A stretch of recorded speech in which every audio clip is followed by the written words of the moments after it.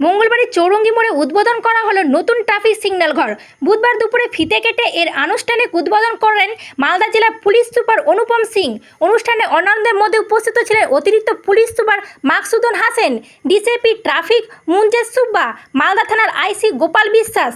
প্রশাসনের আশা, এই ব্যস্ততম মোড়ে নতুন ট্রাফিক সিগন্যাল ঘরটি চালু হওয়ায় এলাকায় যান চলাচল আগের চেয়ে অনেক সহজ ও সুসংহত হবে।